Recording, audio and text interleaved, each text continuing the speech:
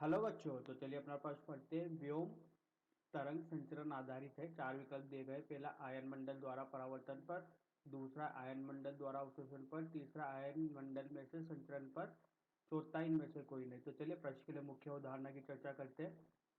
मुख्य अवधारणा, तो देखिए अगर अपन यहाँ पर बात करें व्योम तरंग संचरण की, तो देखिए जो अपन की रेडियो किरणें होती है, ठीक है, जिन्हें अपन विद्युत चुम्बकीय तरंगे बोलते हैं, ठीक है, जब अपन इनको आकाश में प्रेक्षित करते हैं तो इस प्रकार का जो तरंग संचरण होता है इसे अपन व्योम तरंग संचरण कहते हैं। देखिए इसमें क्या होता है कि जैसे कि अपनी ये पृथ्वी है और यहाँ पर अपना ये एंटीना है, ठीक है, यहाँ से अपन ने तरंग को प्रेक्षित किया।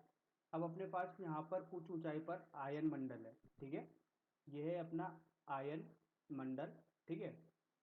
तो आयन मंडल का जो होता है वो घनत्व बढ़ता है या घटता रहता है, ठीक है। जब इस तरंग को यहाँ पर प्रेक्षित करेंगे तो इसमें पूर्ण आंतरिक परावर्तन होता है इसके घनत्व के वजह से। फिर ये किरणें क्या होती है, अंततः परावर्तित हो जाती है वापस पृथ्वी पर, ठीक है। तो जब अपन यहाँ पर रेडियो किरणों को इस आयन मंडल में छोड़ते तो पूर्ण आंतरिक परावर्तन के बाद अंततः यहाँ पर जब परावर्तन हो जाता है तो किरणें वापस आ जाती है। तो जब अपन को यहाँ पर सुदूर इसका प्रेक्षण करना होता है रेडियो किरणों का, तो अपन इस तरह का तरंग संचरण लेते हैं जिसमें अपन अपने रेडियो किरणों को आकाश में भेजते हैं।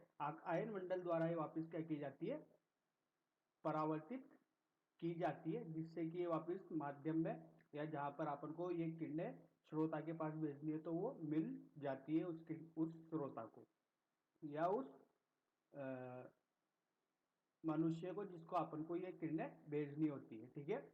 तो देखिए जो ये आयन मंडल होता है, ठीक है, ये पृथ्वी से 65 से 400 किलोमीटर होता है, ठीक है।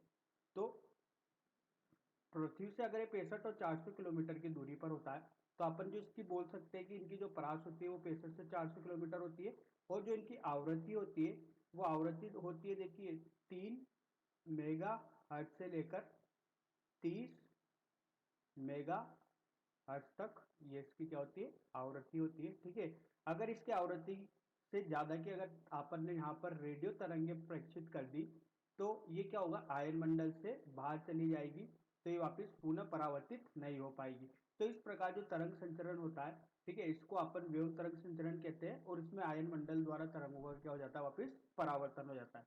तो चलिए बच्चों अब अपने प्रश्न के हल पे चलते हैं। और अपन को बोला गया है कि व्योम तरंग संचलन आधारित है, तो अपन इससे बोल सकते हैं कि आयन मंडल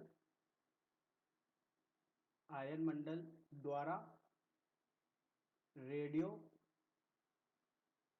तरंगों का परावर्तन,